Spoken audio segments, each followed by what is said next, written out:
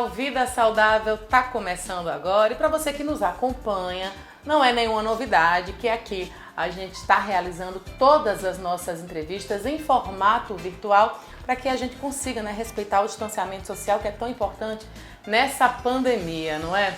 No programa de hoje a gente vai falar sobre psicofobia. Você já ouviu falar nesse termo? Ele anda ali, do ladinho do capacitismo. Só que é uma discriminação, um preconceito voltado para pessoas com transtornos mentais. Esse termo, psicofobia, ele não é amplamente divulgado, é um termo não científico, mas foi uma forma da Sociedade Brasileira de Psiquiatria, de chamar a atenção da sociedade a respeito desse preconceito que é tão presente ainda na nossa sociedade. Nosso programa hoje está super especial, então não sai daí que daqui a pouquinho a gente está de volta.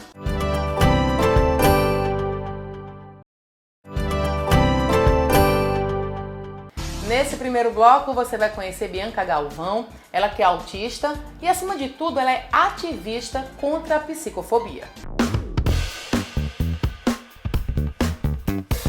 Bom, a psicofobia ela existe na sociedade, mas nós, pessoas típicas, neurotípicas, a gente não costuma perceber porque esse preconceito ele não é contra nós, e sim contra pessoas neuroatípicas. Para falar sobre esse assunto, eu convidei Bianca Galvão, ela faz um trabalho incrível nas redes sociais, no Instagram, através do Ativismo Autista. Muito bem-vinda, Bianca, aqui ao nosso programa. Oi, Luísa, boa tarde. Muito obrigada pelo convite.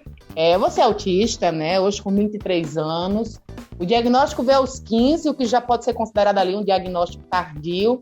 Mas para você, quando você percebeu que havia algo não comum? Eu comecei a perceber que tinha alguma coisa ali em comum comigo na adolescência mesmo. Foi mais ou menos na época do diagnóstico, porque com 15 anos é a época que a gente começa a querer sair, ter mais amigos, começa aquela coisa de festinha de 15 anos, E eu me sentia extremamente desconfortável com essas coisas. Primeiro porque eu nunca fui de ter muitas amigas, de estar muito rodeada de pessoas.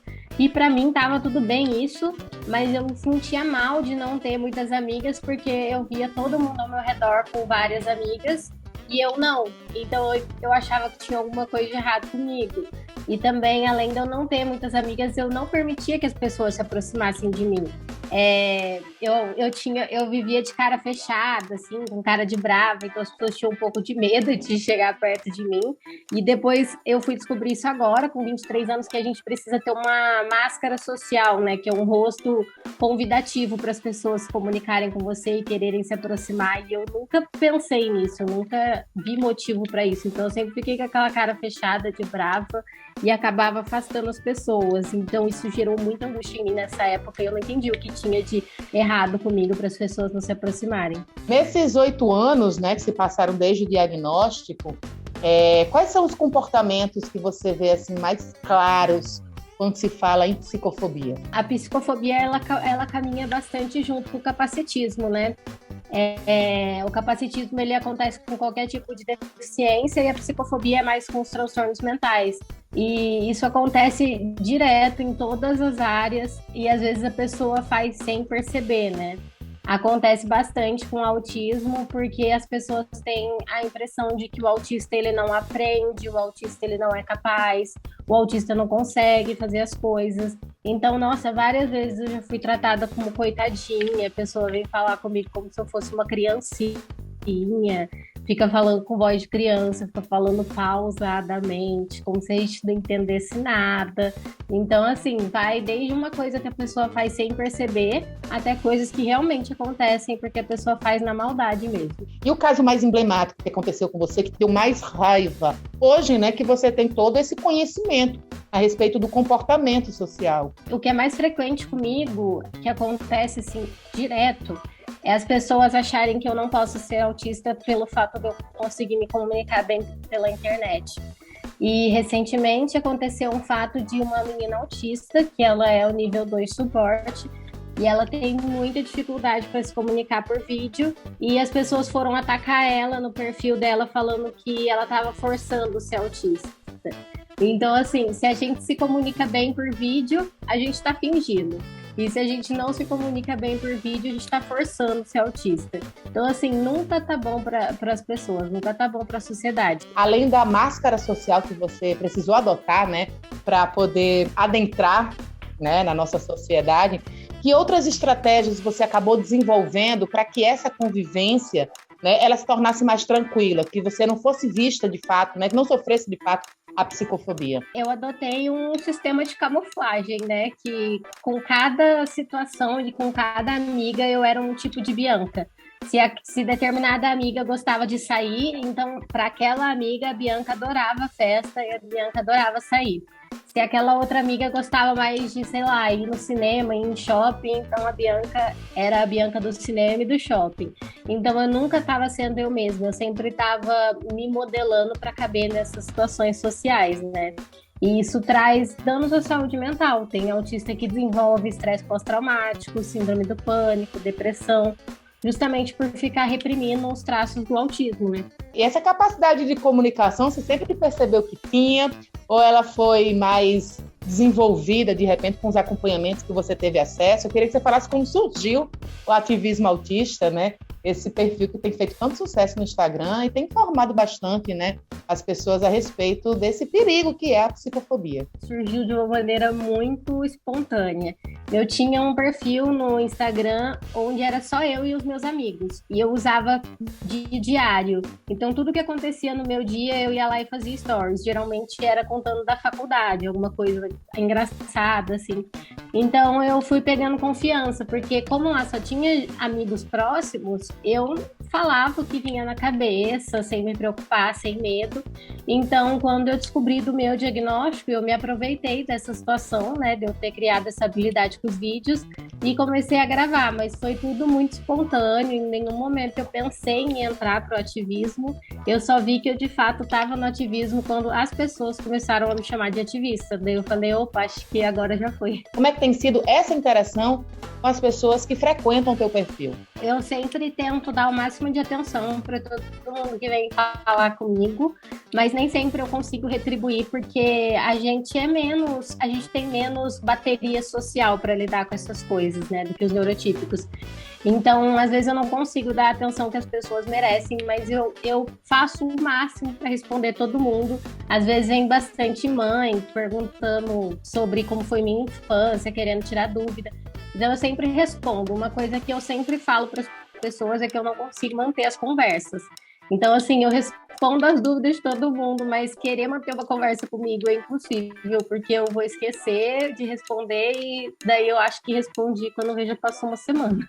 E também pelo outro lado, de tipo assim, do compartilhamento de experiências. Você tem visto que esse assunto ele tem crescido bastante, as pessoas têm tratado com mais seriedade? Eu estou envolta nessa bolha, né? Então, assim, na minha bolha, eu vejo que está caminhando por um bom lugar. Porém, quando a gente sai dessa bolha, nossa, a gente vê que as coisas não são tão bonitas assim, né? Vira e mexe, tem escola negando matrícula de criança só porque é autista, escola e faculdade negando adaptação. Recentemente saiu de uma faculdade negando a adaptação para uma aluna porque disse que autismo era uma condição, não era uma deficiência. Então, assim, dentro da nossa bolha é tudo muito lindo, né? A gente vê bastante a inclusão acontecer de fato, mas na teoria, na prática, quer dizer, não acontece muito desse jeito. Por último, então, deixa aí, né, o contato do seu Instagram, chama o pessoal para participar, para se inteirar e para se informar. O meu perfil no Instagram é o Ativismo Autista. Eu falo sobre autismo e estou tentando falar mais sobre TDAH também, que eu também sou diagnosticada com TDAH.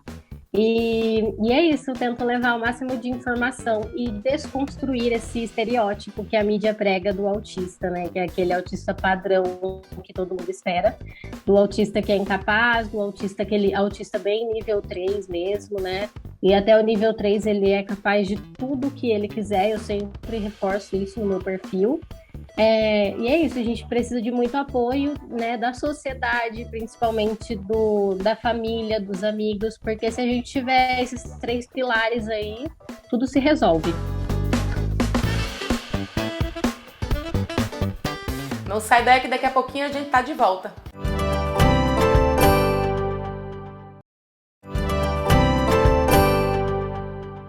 Bom, agora a gente vai entender o que é de fato a psicofobia e a forma que ela se relaciona com o estigma da saúde mental. Quem fala com a gente sobre esse tema é Ingrid Tinoco, ela que é psiquiatra.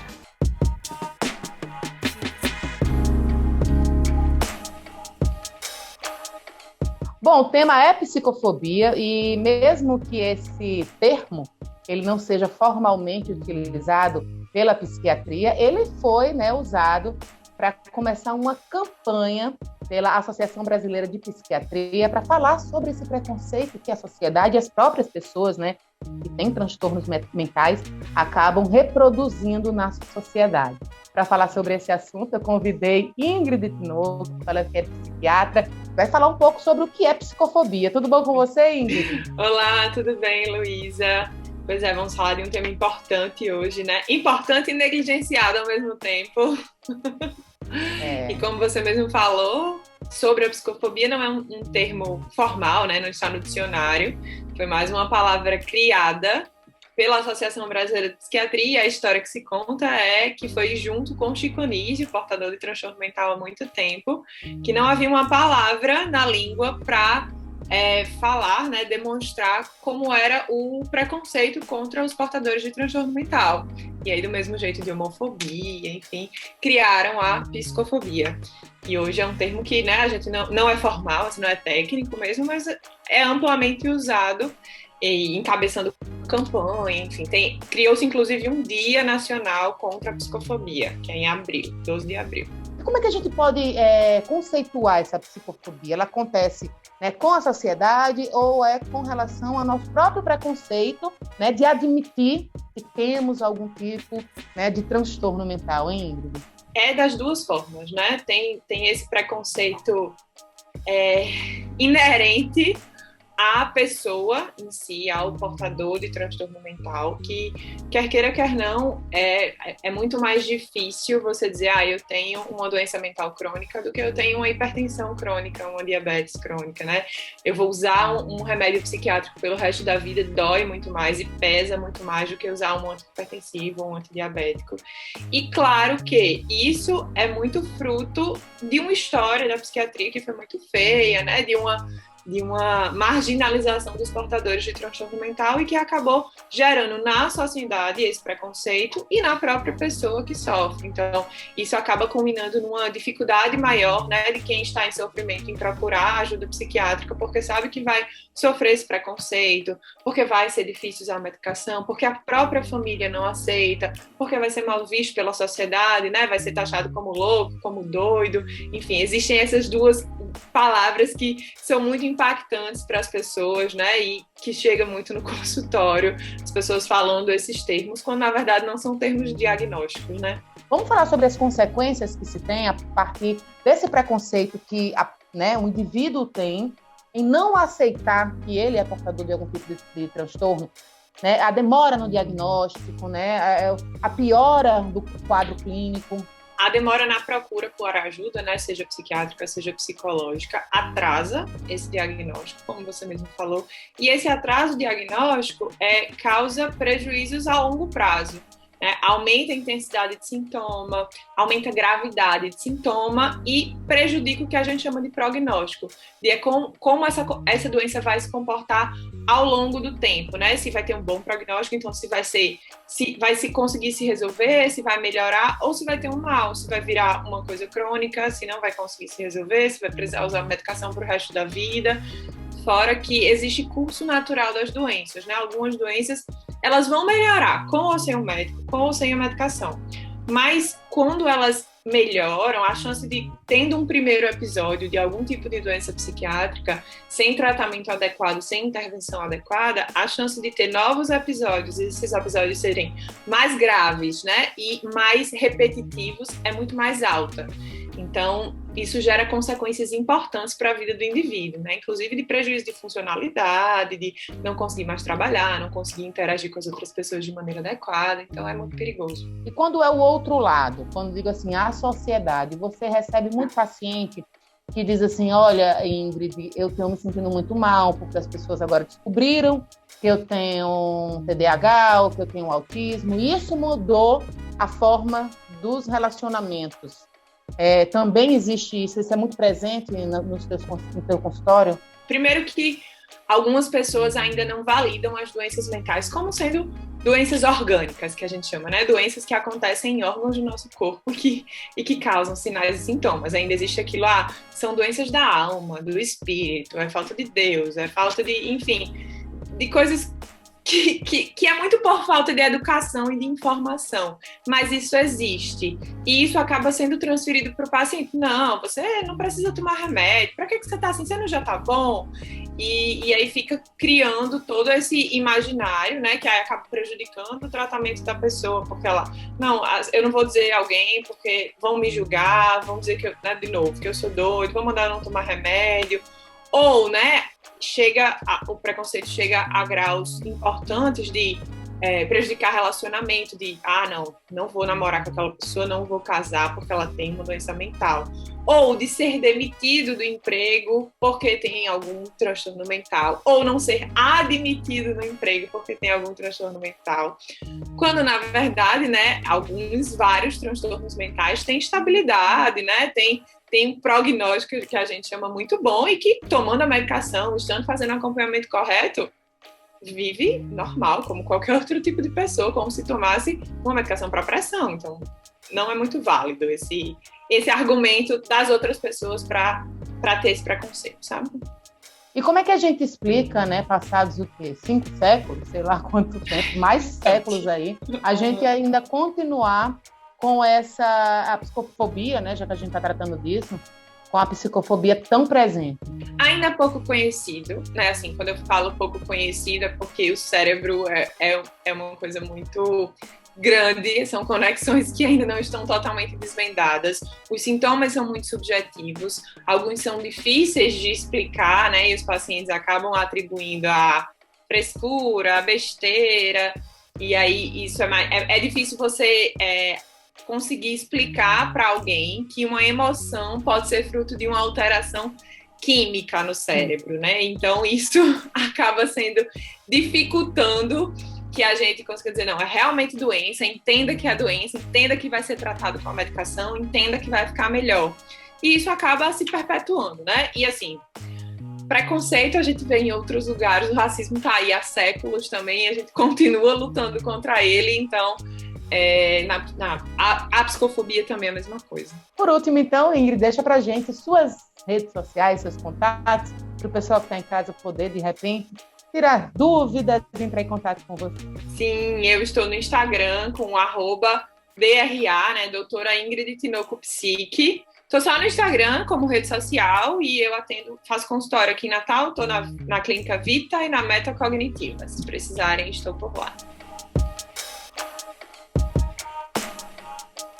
O Vida Saudável não terminou ainda. Fica com a gente que daqui a pouquinho a gente tá de volta.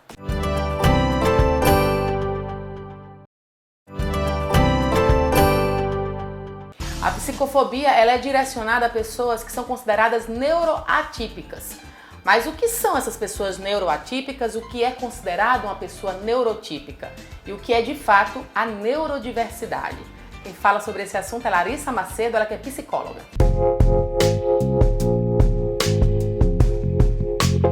Pessoas neurodiversas, por assim dizer, são vítimas de bullying, né, de exclusão social e até abuso. E isso se dá muito mais pelo fato desse modelo social da deficiência ser uma barreira mesmo para que essas pessoas consigam adentrar na sociedade, seja por falta de atenção, enfim, quem vai explicar melhor isso para a gente está aqui comigo, a doutora Larissa Macedo, ela que é psicóloga, tem especialização em neuropsicologia, e eu queria que você começasse falando, doutora Larissa, sobre esse termo da neurodiversidade, né, como é que ele é visto, como é que ele foi criado, e as diferenças hoje que se tem entre as pessoas que são neurotípicas e neuroatípicas. Tanto o movimento quanto o conceito de neurodiversidade surgiram nos Estados Unidos ainda na década de 90, mas aqui no Brasil tudo aconteceu de forma bem mais tardia, né? Com a popularização do autismo, esse acesso ao diagnóstico e até mesmo à internet, tudo foi mais tardio. O que seria uma pessoa neurotípica e neuroatípica? A neurotípica são indivíduos que apresentam um desenvolvimento dentro do esperado neurologicamente falando. E os indivíduos neuroatípicos, eles fogem um pouco do esperado, né, neurologicamente. E aí, esse movimento das questões da neurodiversidade, ele vem tentar demonstrar que todos nós temos um funcionamento neurológico distintos, né? Foi originado pela socióloga australiana, ela tinha a síndrome de Asperger, que hoje em dia a gente não traz mais essa nomenclatura, tudo é considerado dentro do espectro, do transtorno do espectro autista. Por que se chama espectro? Porque tem vários níveis diferentes, né? Então, assim, primeiramente, eram indivíduos que eram inseridos dentro desse espectro. Posteriormente, ele foi aplicado a outras condições, né, dentro do neurodesenvolvimento. Seguimos um manual, que é o DSM-5. A partir dele, ele traz alguns transtornos do neurodesenvolvimento, que inclui e aplica outras condições associadas, como TDAH, distúrbios da fala, transtornos, né, bipolares, transtornos específicos de aprendizagem, condições de saúde mental, né, como um todo. A neurodiversidade, na verdade, seria uma expressão da biodiversidade humana, como a gente faz associação à orientação sexual, de etnia, e não algo patológico que precisaria ser adequado a um modelo comum ou usual de neurocognição. É um paradigma, né, que desconstrói a ideia de que pessoas com funcionamento neurocognitivo diverso, como autistas ou outros transtornos, sejam caracterizados como doentes, que na verdade não é uma doença, né, são transtornos.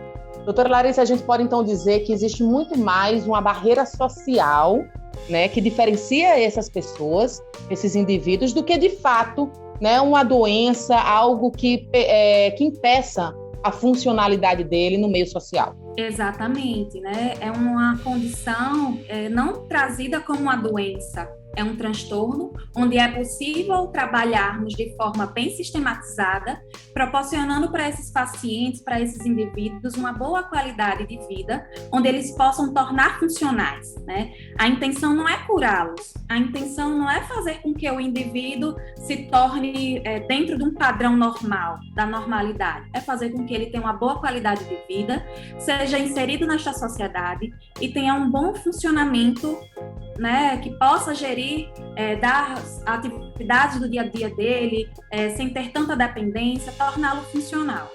Queria saber um pouco como é que a saúde hoje tem contribuído para que essas pessoas elas não se sintam mais tanto excluídas, para que elas possam desenvolver, né, essas habilidades sociais. Essa sua pergunta, primeiro, me impacta enquanto profissional. Eu trabalho há mais de 10 anos já com crianças e adolescentes.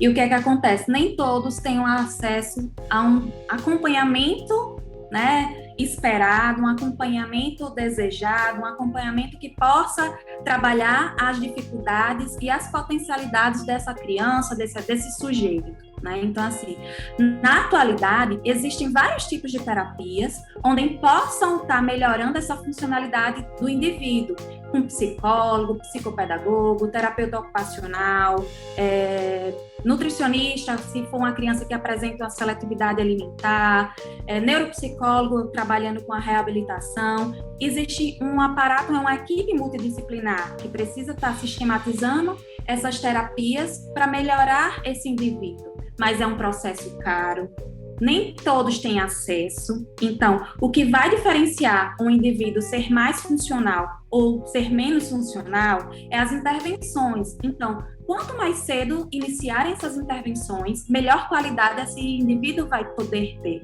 né? E a gente reconhece que aqui no Brasil, o serviço público, ele é deficitário, né? Então, não é todos que têm acesso a um serviço particular, privado, seja ele por convênio, seja ele por ordem judicial, seja ele que o pai precise custear. É uma realidade que eu já me deparei, né? Que existe muitas crianças que não têm essa qualidade de atendimento necessária, né? Não digo nem qualidade, não chega nem a ter acesso ao atendimento. Que tipo de tratamentos, né, que a literatura tem mostrado bons resultados no desenvolvimento desses neurodiversos? Dentro dos tratamentos, dos acompanhamentos que temos disponíveis, são as terapias, e muitas vezes associadas com psicofármacos. Agora, a gente sempre costuma dizer que psicofármacos não vai trazer a cura e nem vai fazer com que melhore potencialidades nesse indivíduo. É uma associação da terapia e, quando necessário,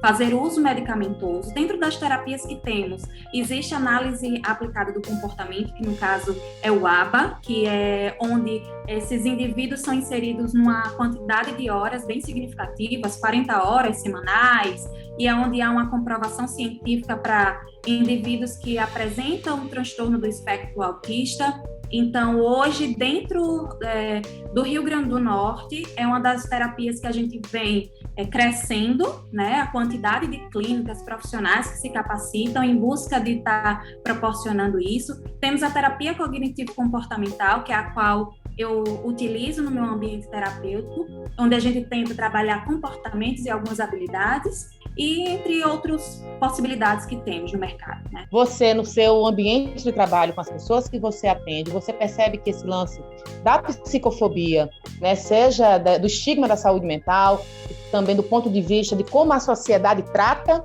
essas pessoas que não são neurotípicas, o que é que você tem concluído, o que é que você tem visto? É uma coisa que é muito presente entre esses pacientes? De acordo com a Organização Pan-Americana de Saúde, né, em todo o mundo há mais de 1 bilhão de pessoas afetadas com transtornos psicológicos. Então, essa questão da sociedade, ela ainda é presente. Por mais que a gente tente trazer um discurso que cada vez mais vai ganhando espaço, que a gente precisa aprender a lidar com as diferenças, precisamos acolher e não excluir. O Brasil, ele ainda traz essa questão social, sim, dos transtornos mentais. Hoje, bem mais aceitos, né? A gente é bem mais comum ouvir falar de um amigo que tem um transtorno, de um filho de um amigo, ou nossos próprios filhos. Então, assim, é algo que está sendo reduzido, mas ainda é presente essa questão da psicofobia, né? Na minha prática clínica, já chegou um ponto do pai dizer assim, olha, não fala para fulana que meu filho tem transtorno, não. Por mais que pareça absurdo, ainda tem essa questão de não querer que o outro saiba que meu filho tem transtorno, né? E aí a gente tenta fazer um trabalho onde que possa entender que isso aí é um detalhe. Isso não vai incapacitar o sujeito por ele apresentar um transtorno, né? Isso vai dizer que ele vai ter um caminho que precisa ser percorrido um pouco maior, né? Diferente, mas que não vai o incapacitar muitas vezes. Larissa, por último, eu queria que você deixasse suas redes de contatos, né, suas redes sociais, para o pessoal que está em casa quiser saber um pouquinho mais de outros assuntos relacionados aí à psicologia. Como é que faz para entrar em contato com você? Na clínica que eu estou atualmente, num projeto inovador, com uma equipe multidisciplinar, temos a Clínica Elo, podem me encontrar, né, um perfil lá, Elo Núcleo de Desenvolvimento. Estou também pelo Instagram da UFRN, pelo Lableia, que é o laboratório, né, de leitura e escrita, né, da UFRN. Então, vocês podem me acessar através dessas redes sociais.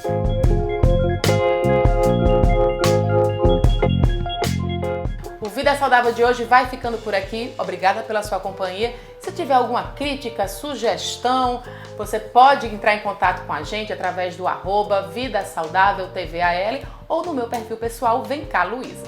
Até a próxima semana.